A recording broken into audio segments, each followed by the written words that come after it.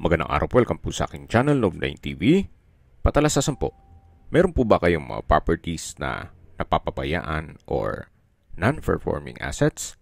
Plan nyo ibenta, pero wala kayong oras sa pagbenta nito. Kung ito'y pagkakatiwala nyo po sa amin, tawag lang po kayo sa aking numero, usap po tayo, gawin ko po ng video for free.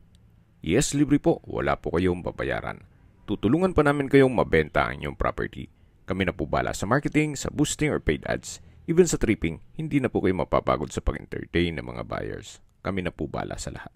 Tawag lang po kayo. Nandito po tayo ngayon sa Silang, Cavite, kung saan meron po tayong bagong video presentation. Isang residential farm property na malapit po sa Korean Temple at San Antonio de Padua Parish Church. Mula po sa Barangay Road, ito po ay inner lot. Kaya meron po itong right of way.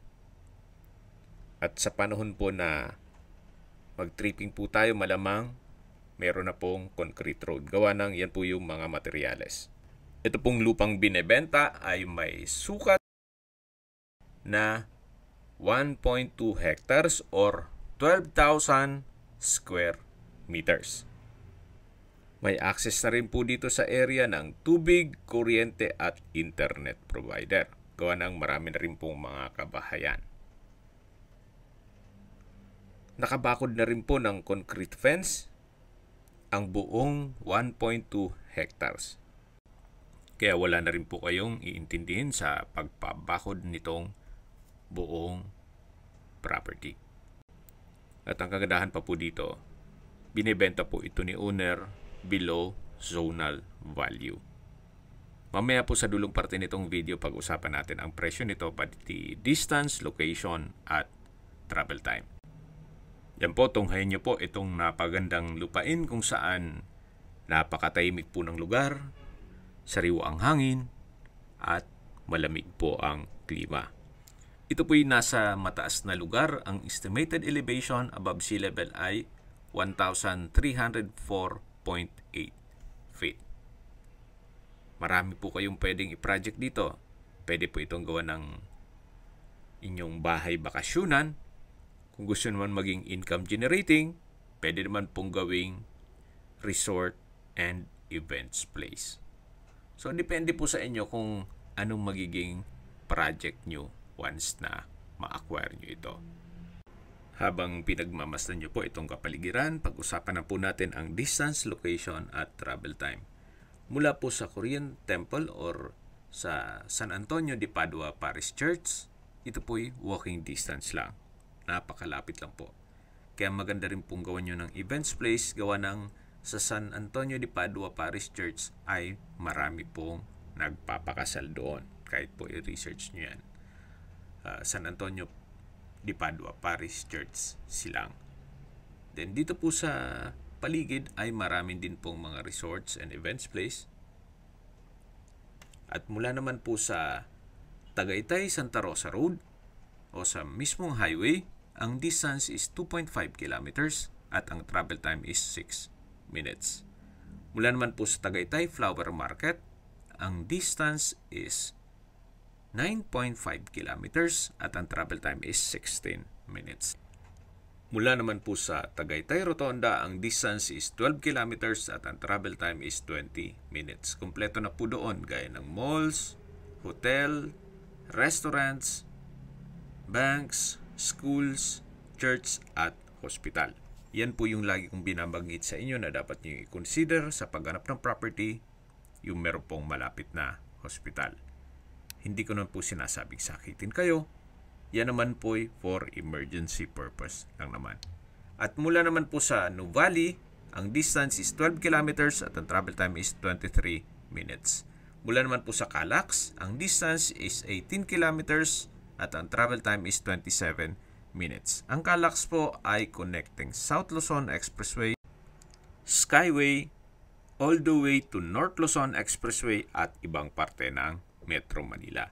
Kaya napapabilis na po ang biyahe papuntang Tagaytay. At mula naman po sa Manila o sa airport, ang distance is 50 kilometers at ang travel time is 1 hour and 31 minutes.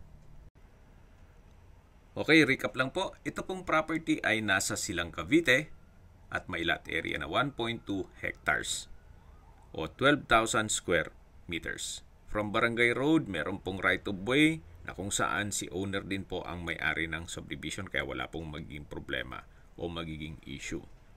May access na rin po dito ng tubig, kuryente at internet provider at tungkol naman po sa dokumento nito, ito po'y tax declaration. Kumpleto po ang dokumento at ready na for titling. Okay, sa presyo na po tayo. Gaya po ng sabi ko kanina, si owner binebenta po ito below zonal value. Ang zonal value po ay 3,500 pesos per square meter, pero binebenta lang po ito ni owner sa halagang 3,000 pesos per square meter net. Ibig pong sabihin, si buyer po ang sasagot sa lahat ng taxes at expenses with regard to documentation. Kung may mga katanungan po kayo, tawag lang po kayo sa aking numero. At sa mga kababayan naman natin na sa ibang bansa, meron po akong WhatsApp, Viber, at Telegram. Same number lang po, 0917-316-3399. Sa mga nagtatanong naman po ng aming Facebook, meron po aming Facebook page na Nov9TV at Facebook Real Video. Meron din pong TikTok at Instagram. May ibang YouTube channel po kami, the Nov9TV channel, Nov9TV Listings, Nov9TV On The Spot, Nov9TV Updates, at Nov9TV House Rental.